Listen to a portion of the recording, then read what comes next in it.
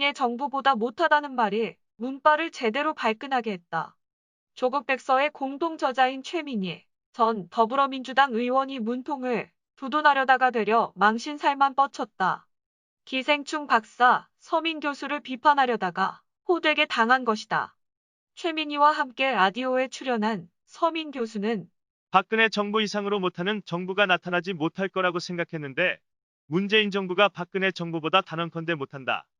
박 전 대통령 때는 시스템대로 국가가 돌아갔다. 그런데 문재인 대통령은 무능한데 열심히 하려는 마음이 보여서 오히려 더 안 좋다.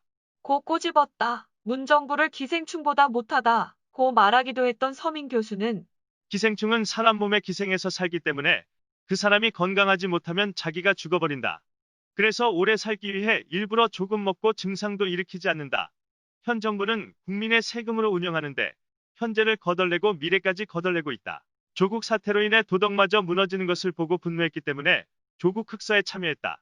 고 밝힌 서 교수는 문바만 바라보는 친문 세력에 대해 팬덤이 정권을 끌고 가는 건 맞는데 거기에 끌려다니는 정권의 책임이 더 크다. 문 대통령도 팬덤을 어쩌지 못한다. 고 지적했다. 그러나 최민희는 문통을 옹호하기에 바빴다. 기생충 연구를 하시다 보니 시야가 그렇게 협의해진 것 아닌가. 조국 사태의 본질은 검찰개혁을 추진하려는 일을 흠집내려는 것이며 각종 기득권의 저항이다. 이라고 폄하했다.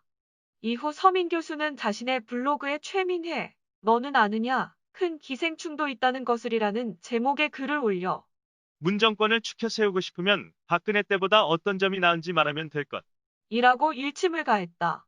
지난 2016년 20대 총선에 출마했지만 낙선한 최민희는 2018년 공직선거법 위반으로 대법원에서 벌금 150만 원을 선고받고 5년간 피선거권을 박탈당했다. 선거 전 부정행위를 저질렀고 이로 인해 유죄 판결을 받은 이가 특혜와 비리의 온상으로 드러나고 있는 조국 사태를 옹호하고 나서고 있기에 그 밥에 그 나물이라는 지적을 받고 있다. 아직 박탈당한 피선거권도 다시 얻지 못했으면서 조국과 문통을 옹호하려고 잘알지도 못하는 기생충까지 들먹이다가 망신만 당한 최민희. 서민 교수가 말한 무능한데 열심히 하려고 한다는 것의 의미는 문통의 SNS에서 알아챌 수 있다. 의사들의 파업을 두고 정책을 밀어붙인 정부를 돌아보는 것이 아니라 일선에서 함께 일하는 의사와 간호사들의 분열을 조장하는 문통의 답답한 행보야말로 기생충보다 못한 것이 아닐까.